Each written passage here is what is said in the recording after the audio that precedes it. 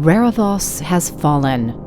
Last week, Triglavian forces initiated a massive offensive into multiple systems across New Eden. The heaviest fighting took place in the system of Raravoss, where despite intense resistance, EDENCOM and allied Capsuleers ultimately failed to prevent the Triglavians from completely overrunning the system.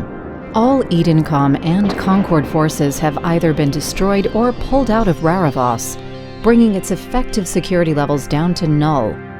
At the center of the Triglavian activities in the system is an installation called the Das Porvidium Transmuter. Deployed by a world arc near the Raravoss star during the invasion, this installation is currently the main concern of EDENCOM intelligence, as its main purpose appears to be some sort of large-scale stellar harvesting. Almost immediately after being deployed, even though not fully constructed and with warfare raging all around it, the transmuter activated. Its effects on the harvested star swiftly became clearly visible throughout the system. The nature of the resources it presumably strips from the star is still not known for sure. Capsuleer theories suggest the rare Isogen 10 or Isogen 5 as possible materials harvested by the transmuter.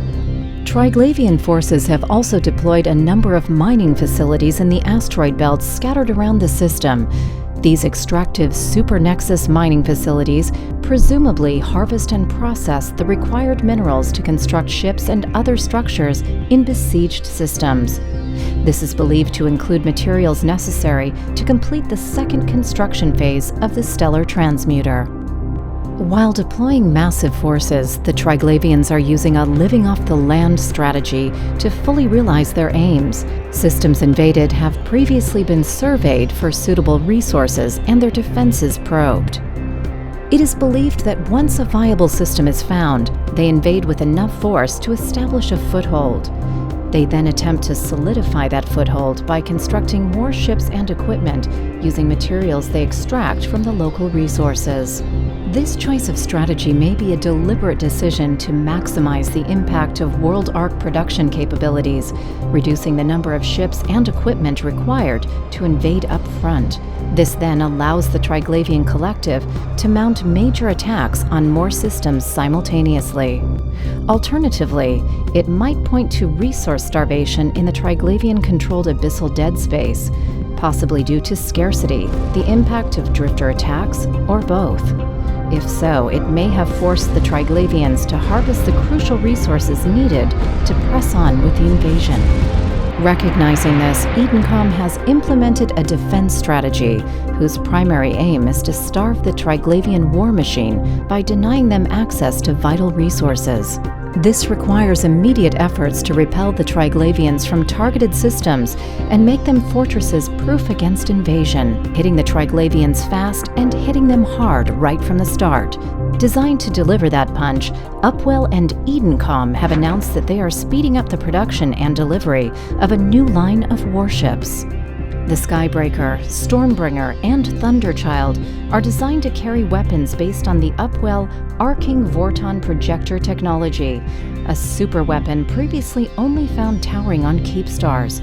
The concept behind it has now been brought to a more compact form and will be fitted on this unique line of ships. The details about the performance of these ships has not yet been revealed, and Upwell has refused to provide the scope with any sort of demonstration showing up their weapon capabilities, but they claim it will enter service soon.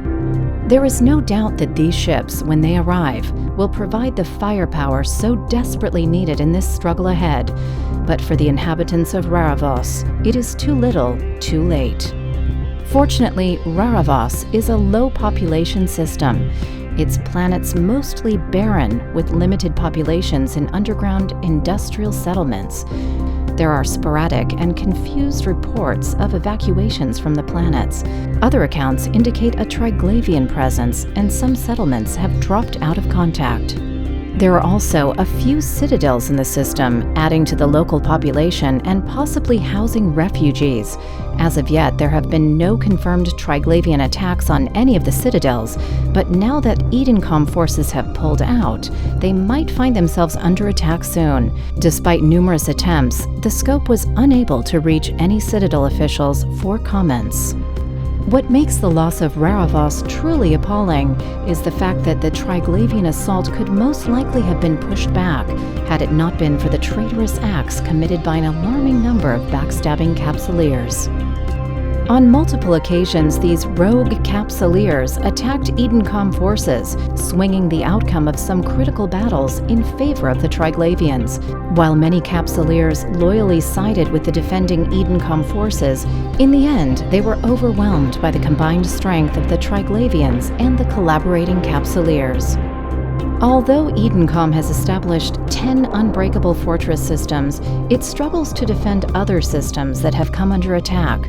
A large-scale counterattack to liberate Raravoss has been ruled out. The fact that vast numbers of Capsuleers have cast their lot with the Triglavians makes the ongoing situation very grave. The Triglavian Collective have for the first time established a formidable stronghold in New Eden and show every sign of remaining in the system. Large fleets have been reported roaming the system while its resources, including its star, are meticulously harvested to build more ships and equipment. As the people of New Eden confront this first major defeat, together we must contemplate the implications of losing the war against this dreadful enemy. Is it possible that they will harvest each system they conquer until it is completely exhausted of resources, before moving on like a swarm of insects? What will happen to the inhabitants and infrastructure in heavily populated systems if they are lost? Will traveling through captured systems become safe again once Triglavian rule has been established? These and so many other questions remain to be answered as the war continues to rage on. This is Lina Ambre, reporting for The Scope.